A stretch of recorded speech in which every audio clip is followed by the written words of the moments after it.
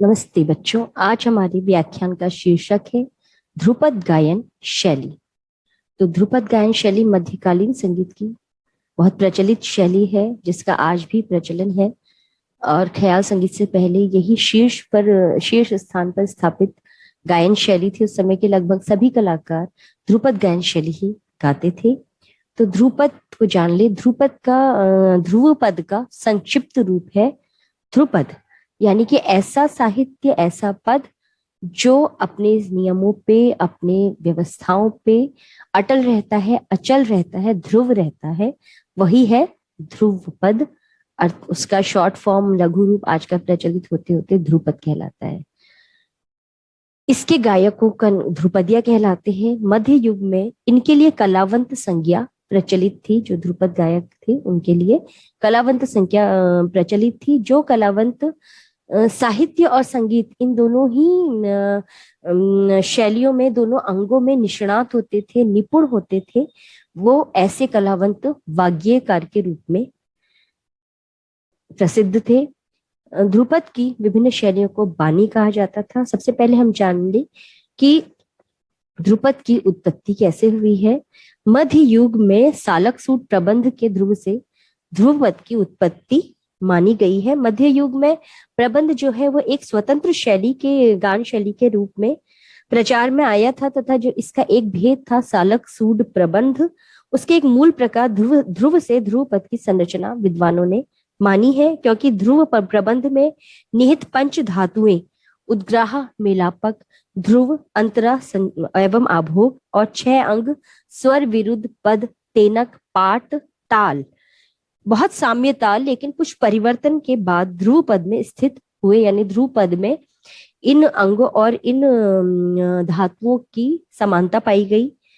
ध्रुव पद के घरानों का निर्माण का आधार मध्ययुगीन 4 बानियों को माना गया है, जिनका निर्माण अकबर एवं उसके पश्चात का काल माना जाता है। क्योंकि उस समय अकबर कालीन गायकों की स्वतंत्र शैली के निर्माण के द्वारा शैलीगत विभिन्नता समक्ष आने लगी थी, और स्वतंत्र शैली के संस्थापक एवं प्रवर्तक उन गायकों की स्थानगत एवं शैलीगत विशेषताओं के आधार पर चतुष्वाणियों का नामकरण गुबारहार, खंडहार, नौहारवार, डागुरवाणी हुआ, जिसके विषय में मैं आपको बाद में बताऊंगी अभी। तो अब ध्रुपद के इतिहास की तरफ चलते हैं। राजा मानसिंह तोमर के काल से ध्रुपद गायन शैली की लोकप्रिय संगीत यात्रा सदारंग अदारंग के काल तक अत्यंत शीर्ष पर रही। यानी कि इस काल के मध्य में ध्रुपद गायन शैली अपनी प्रसिद्धि की उत्कृष्ट शिखर पर विद्यमान रही, शीर्ष पर रही। 18वीं शताब्दी के उत्तरार्ध से ध्रुपद गायन शैली की लोकप्रियता में शनै शनै ह्रास होने लग गया, उसका पतन होने लग गया। मतलब उसकी छवि थोड़ी कम हो गई। और क्योंकि 18वीं सदी में ख्याल गायन शैली का प्रादुर्भाव हो रहा था, और ऐसे समय में ध्रुपद गायन की जो कमियां, वो उसके कमियों को पीछे करते हुए ख्याल गायन शैली अब धीरे धीरे गायकों और श्रोताओं और सुनने वालों के सभी के मध्य लोकप्रिय होने लगी। क्योंकि वो उसकी अपेक्षा, उसके नियमों में सरलता थी ध्रुपद के अपेक्षा। फिर क्या हुआ, 18वीं सदी में ख्याल गायन शैली की नित्य नवीन जो रचनात्मक प्रवृत्ति थी, उसने ध्रुपद गायन को बहुत प्रभावित किया। और विगत 200 वर्षों में ध्रुपद गायन की छवि ने क्रमिक रूप से अपने आकर्षण को संकुचित कर लिया। शास्त्रों और विद्वज्जनों ने ध्रुपद गायन की भूरी भूरी प्रशंसा की है। ध्रुपद की यही लोकप्रियता निरंतरता के रूप में कायम नहीं रह सकी। इसकी तथ्यपूर्ण विवेचना हम इस आधार पर कर सकते हैं कि भारतीय जो संगीत है वो सदैव भारतीय संस्कृति परंपरा इनसे बहुत सशक्त रूप से जुड़ा रहा है।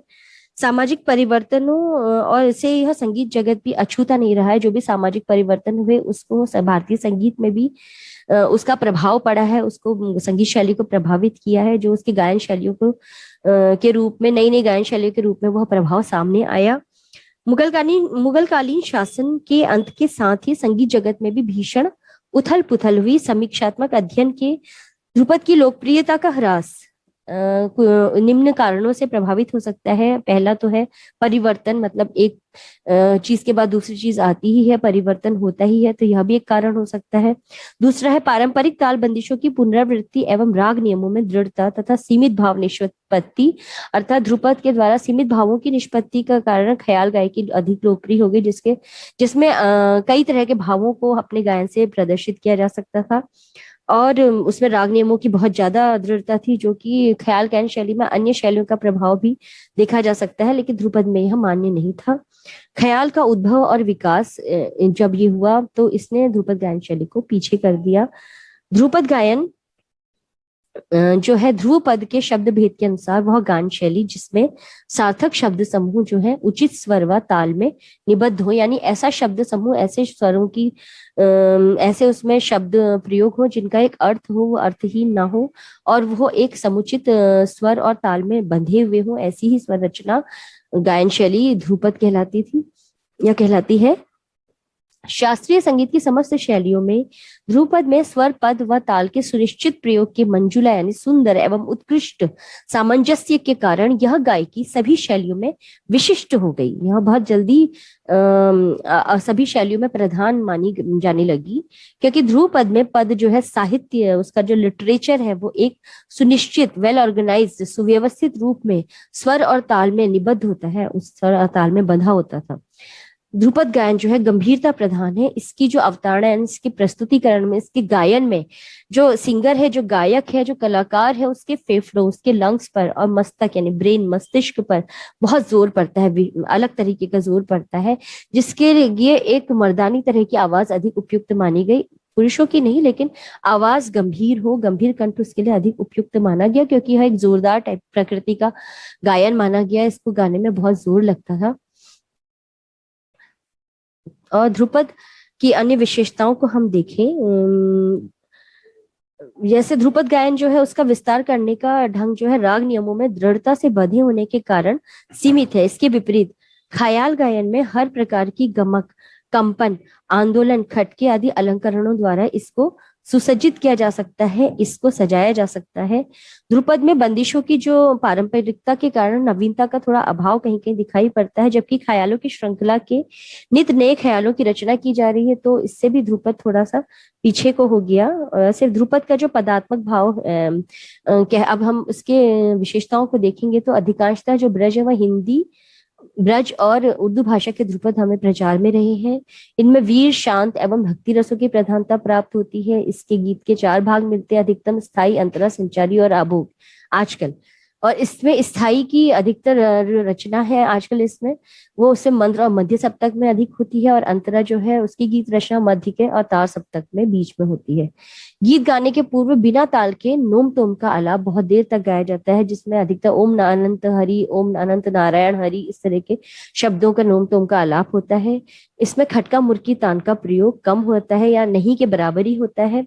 इसके अतिरिक्त इसमें मीण गमक आदि सौंदर्य वर्धक, सौंदर्य को बढ़ाने के लिए इसमें मीण गमक आदि का अलंकारों का प्रयोग, विशेष प्रयोग किया जाता है।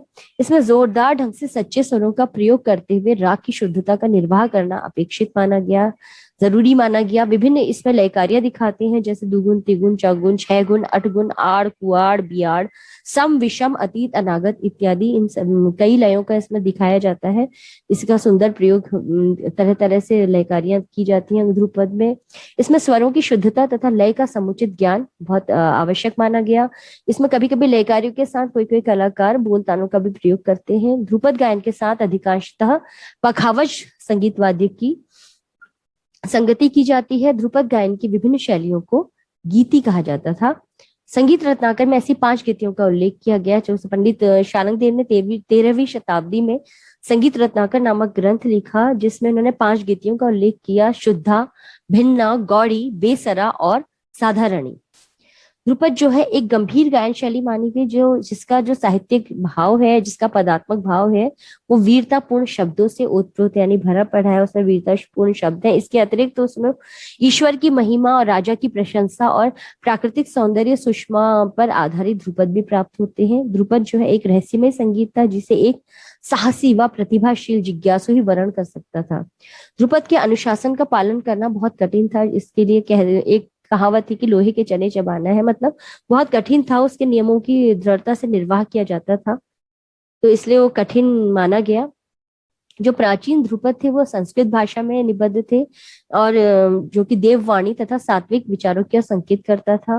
क्रियात्मक रूप से ध्रुपद एक साधना थी, वह स्वरों की एक आराधना तथा तपस्या के समान माना गया सभी स्थितियों में, यानी कि कैसे भी उसमें प्रयोग करके गाएं, ध्रुपद का जो स्वरूप है वो शुद्ध ही होता था, उसमें अन्य रागों के मिश्रण की और अन्य शैलियों के मिश्रण की अपेक्षा नहीं की जाती थी।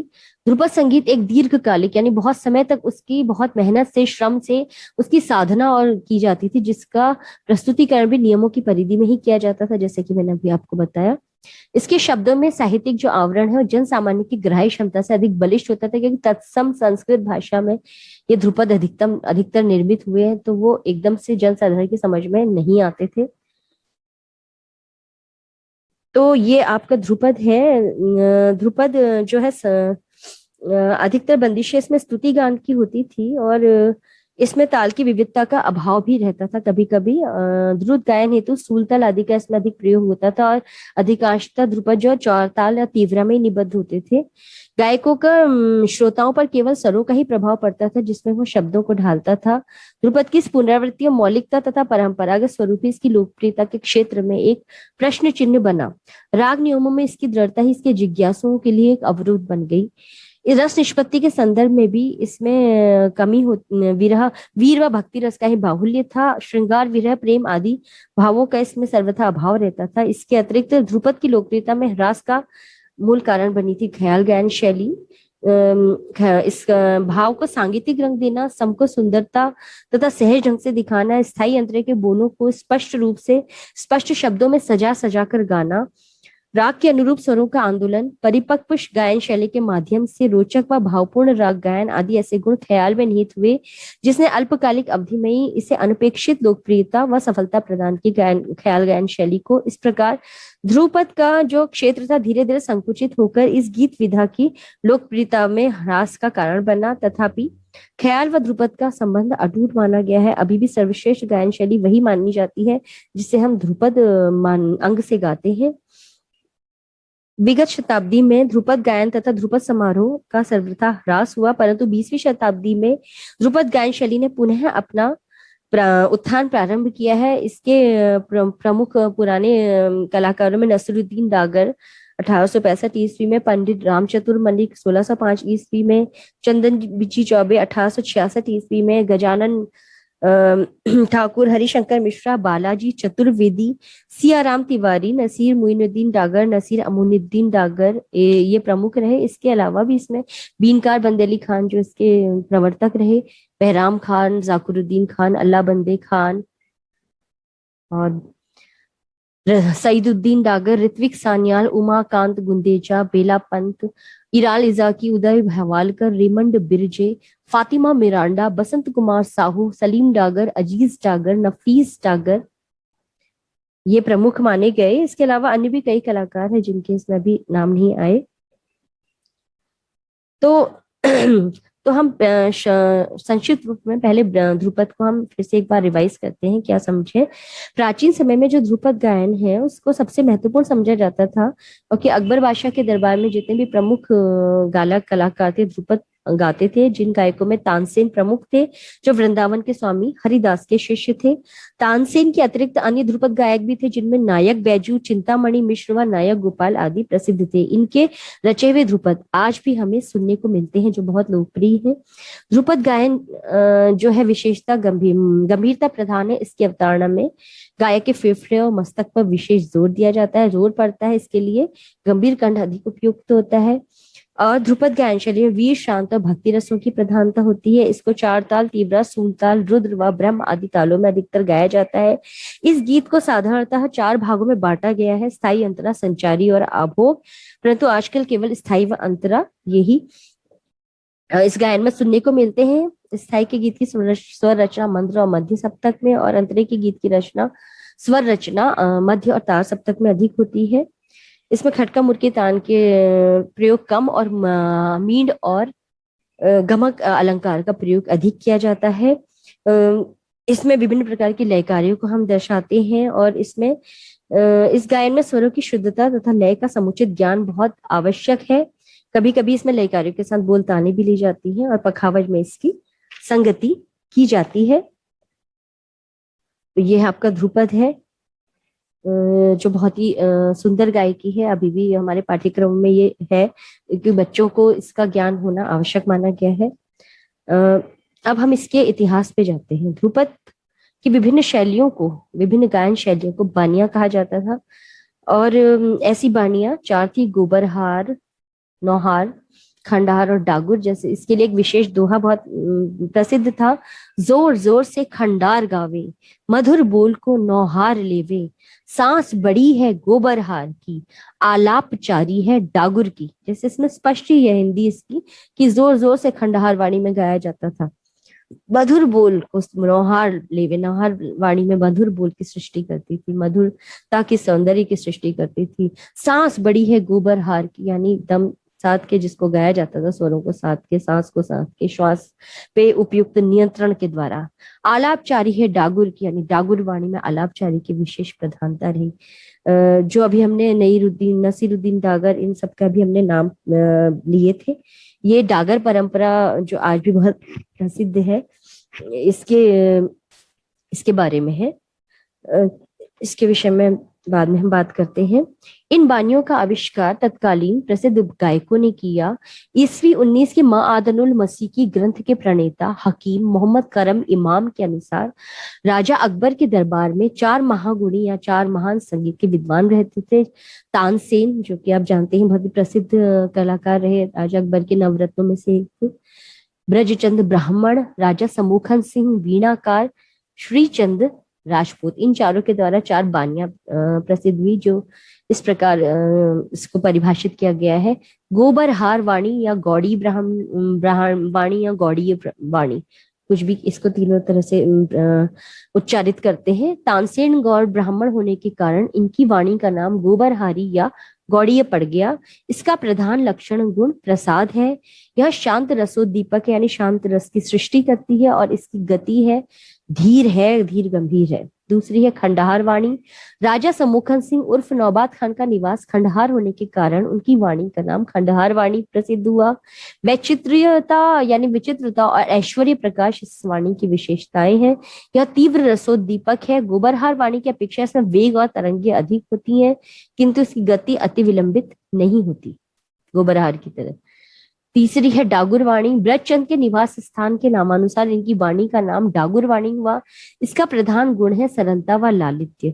इसकी गति सहज व सरल है। इसमें स्वरों का टेढ़ा और विचित्र काम अधिक दिखाया जाता है। नौहार वाणी।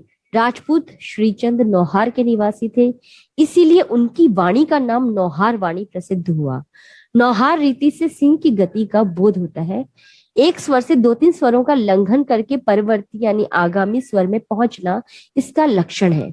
नौहार वाणी विशेष रूप से किसी स्वर की सृष्टि नहीं करती, वरन यहाँ कुछ कुछ अद्भुत रसोद्दीपक है। आज की भाषा में, परिभाषा में वाणी को घराना या स्कूल्स भी कहते हैं। जो हमने पूर्व में अभी एक दोहा बताया, ये जोर जोर से खंडहार गावे, मधुर बोल को नौहार लेवी, सांस बड़ी है गोबर भार की, आलापचारी है डागुर की। यह जो है तानसेन के एक ध्रुपद से लिया गया है। इस ध्रुपद में इन चारों बानियों और उनके तुलनात्मक स्थान को स्पष्ट रूप से दर्शाया गया है। इसके तानसेन के ध्रुपद में इसके अलावा एक जो ध्रुपद है उसमें दर्शाया गया है, और उस ध्रुपद के राजा गोबरहार, फौजदार खंडहार, दीवान डागुर, बख्शी नौहार अर्थात गोबरहार जो है राजा, खंडहार फौजदार, डागुर मंत्री व नौहार बानी कोषाधिकारी के समान है। अपने अपने स्थान पर प्रत्येक वाणी की एक विशिष्ट महत्ता है। गोबरहार वाणी को हम थोड़ा डिटेल में समझें तो इसका मतलब है इसका प्रत्येक स्वर अपने सुनिर्दिष्ट रूप में इसमें प्रकट होता है। गोबरहार वाणी में स्पष्टता इस वाणी का प्रधान लक्षण है। डागुर वाणी में एक स्वर दूसरे स्वर के साथ जिस विचित्रता से मिलता है, इस कारण उसमें एक विचित्र और रहस्यमय भाव उत्पन्न हो जाता है। स्वर को स्पष्ट रूप में न व्यक्त करके श्रोता की कल्पना के अनुसार उसे प्रकट करना पड़ता है। लालित्य और गंभीरता इन दोनों वाणियों में पर्याप्त रूप से मिलते हैं। खंडहार वाणी को संस्कृत में भिन्ना गीति कहा गया है। इस वाणी में स्वर के भिन्न भिन्न टुकड़े करके गाते हैं। संभवतः इसीलिए संस्कृत में इसको भिन्ना गीति कहा गया है। स्वर के खंड खंड होने के कारण हिंदी में इसको खंडहार वाणी भी कहते हैं। दोनों शब्दों का मूल तात्पर्य तो एक ही है। स्वर को सरल भाव से प्रकट ना करके कुटिल भाव में खंड खंड करके प्रकट करना ही खंडहार वाणी की विशेषता है। इस कृति में स्वर की मधुरता का नाश नहीं होता, यानी स्वर की मधुरता नष्ट नहीं होती, अपितु सूक्ष्म गमक की सहायता से स्वर को आंदोलित करने पर उसमें मधुरता की और भी वृद्धि होती है। इसलिए उत्तम गुणी जो है गमक की सहायता से खंडहार वाणी को गाते थे। यंत्र संगीत यानी जो इंस्ट्रूमेंटल म्यूजिक है उसमें वीणा द्वारा खंडहार वाणी का सेनी लोग विविध प्रकार से मध्य लय गमक व जोड़ में उपयोग करते हैं। शुद्ध वाणी की प्रधानता जो है, शुद्ध यानी गौड़ी वाणी, इसकी प्रधानता जो है रबाब द्वारा दिखाई जाती थी, क्योंकि रबाब का जो स्वर है वो सरल होता है। इसमें विलंबित, मध्य और द्रुत ये त्रिविध आलाप, तीनों तरह के आलाप, तीनों लयों के आलाप बखूबी दिखाए जाते हैं। इन वाणियों के तात्पर्य के विषय में थोड़े विद्वानों में मतभेद भी रहे हैं। कुछ लोगों का कथन है कि ये वाणियां शुद्ध, भिन्न, बेसरा, गौर, साधारणी जैसी प्राचीन गीत शैलियों पर आधारित रही। अन्य कुछ विचारकों के अनुसार वाणी का अभिप्राय भाषा से है और चार वाणियों का अर्थ चार भाषाओं से है। इस चार भाषाओं में निबद्ध ध्रुपदों से है। चार वाणियों का संबंध चार भाषाओं में निबद्ध ध्रुपदों से है। वाणी शब्द वाणी शब्द का अपभ्रष्ट यानी कि उससे बिगड़ गया हो जो अपभ्रष्ट ऐसा रूप है। वाणी का संबंध शब्दोच्चार से, शब्दों के उच्चारण से इसका संबंध है। संगीत में शब्दोच्चार को स्वरोच्चार से हम अलग नहीं करके देख सकते।